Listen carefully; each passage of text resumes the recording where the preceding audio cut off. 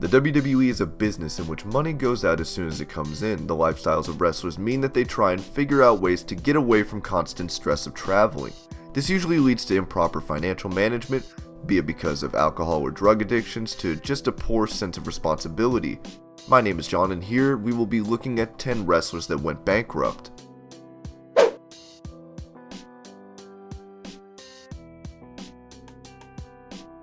Sunny was a pioneer in the early days of the WWF Attitude and was one of the most desired female superstars on the roster, which led to her being the most downloaded female on AOL in 1996. She would leave the company in 98 as the rise of Sable made her more dispensable. She was the manager of her longtime boyfriend Chris Candido, and after his passing in 2005, things started to go wrong for Sunny. Despite her induction into the Hall of Fame in 2011, she fell on hard times because of the addict lifestyle. She was arrested on multiple counts and had to pay multiple fines as well. It got so bad for Sunny that she tried to sell her Hall of Fame ring on eBay and offered free Skype sex sessions with people who were willing to pay.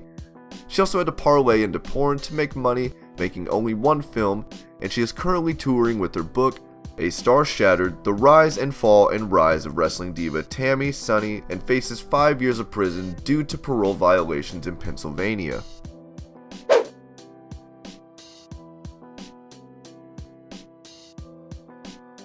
Ric Flair's story plays out like an unbelievable novel. He was one of the richest men in wrestling, however his own empire came crashing down. Much like his on-screen personality, Flair lived an extravagant life and he has collected a whole bunch of dues which he cannot pay. In September of 2007, Flair opened a financial business called Ric Flair Finance. In July 2008, Flair Finance filed bankruptcy. This led to Flair ending his retirement and wrestling for TNA after Mania 24. Following Flair's debut in total non-stop action wrestling, his former employer Ring of Honor filed a lawsuit in 2010 alleging that Flair owed them over $40 grand and that he had not appeared at several events in which he was contractually obligated to go to. The lawsuits were never resolved. Things were so bad that it is claimed that in the lawsuit with High Sports Inc., Flair had given them the NWA World Heavyweight title belt as collateral for a loan. He still appears on WWE TV infrequently, usually managing his daughter Charlotte, and is paid per appearance. He has also recently been featured in a music video, and the song is called Ric Flair Drip by Offset and 21 Savage.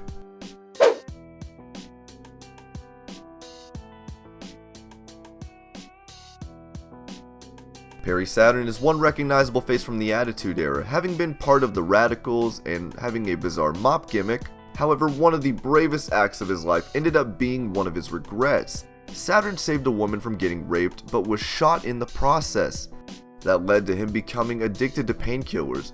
From 2004 to 2010, he battled addiction and lost everything in the process. Today, he has a GoFundMe page which states that his years of addiction have caused him multiple illnesses, and he can't even afford a trip to Boston to see a specialist. He has no money and is currently suffering from an undiagnosed neurological disease.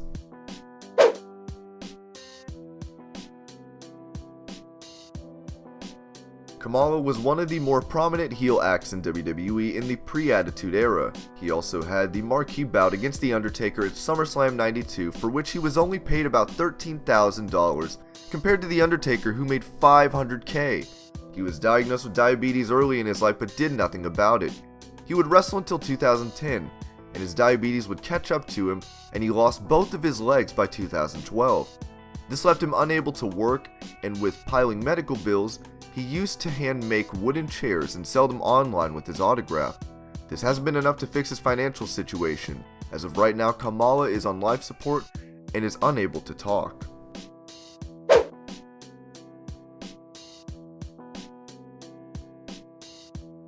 Tony Atlas is that of a Superman. He was a bodybuilding champion and broke into the business back during the territory days and broke into the NWA as he oozed such charisma. He also had a great run with the WWE in the mid-80s as he became the first ever African-American WWF Tag Team Champion with Rocky Johnson. At the end of his run with the WWF in the 80s, Atlas had gotten addicted to drugs. He lost everything and was homeless with no money. He wasn't getting booked because of these issues, and he finally became clean after the intervention of Vince McMahon, who called Atlas back when he was homeless and living on a park bench. He had another shot with the WWE in the 90s, and he credits this for helping get his life back together.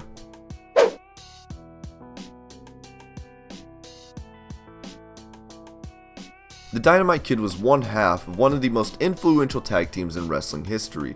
The British Bulldogs, along with Davey Boy Smith, Kid was an innovator whose style would later go on to be used by multiple wrestlers such as Chris Benoit and Jay Lethal. However, in the prime of his run, Kid injured his back in December of '86, and that is where it all started to go wrong for him. His tag team lost all momentum as Kid could barely walk, let alone take any bumps.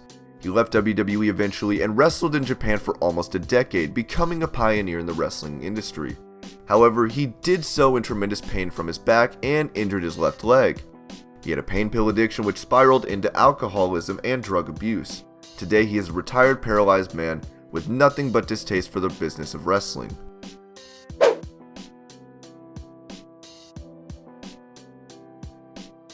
Joey Mercury today is a trainer and inspiration for many wrestlers such as Seth Rollins and Dean Ambrose. However, this was not always the case. While he was a member of the popular heel stable M&M, he was on top of his career. However, this was all while he was a regular consumer of crack, heroin, cocaine, and alcohol. In December of '06 at the Armageddon pay-per-view, Mercury took a nasty hit to the face from a ladder which caused his nose to be crushed. That injury introduced him to another addictive substance. This time it was in the form of pain pills. His addiction got so bad that he lost all his money and was about to even lose his home. Former wrestler CM Punk helped Mercury get clean, and today Mercury is outspoken about his struggles and tries to be a positive role model for all up-and-coming wrestlers.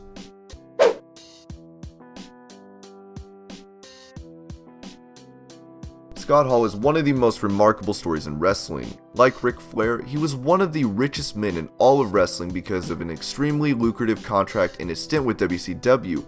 However, that didn't help Hall avoid a downfall steeper than a fall from the razor's edge. Hall suffered from alcoholism and drug abuse.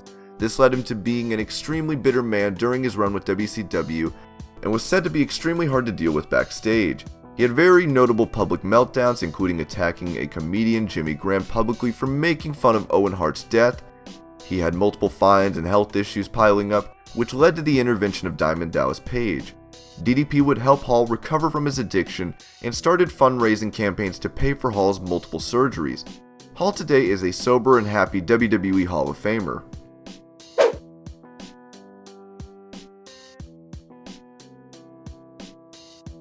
This is one of the saddest stories on this list, as Virgil didn't face bankruptcy because of his demons of alcoholism or drug abuse.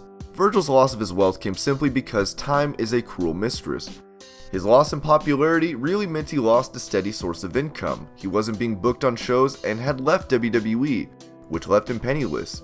Nowadays, Virgil sets up empty autograph booths to try and make money. His price is ridiculously high and no one is willing to pay that much for a former jobber in wrestling. He is rumored to be teaching at a primary school now and has a GoFundMe page which has only raised a little over $1,000, as compared to the goal of 1 million. He is also an internet meme, Lonely Virgil.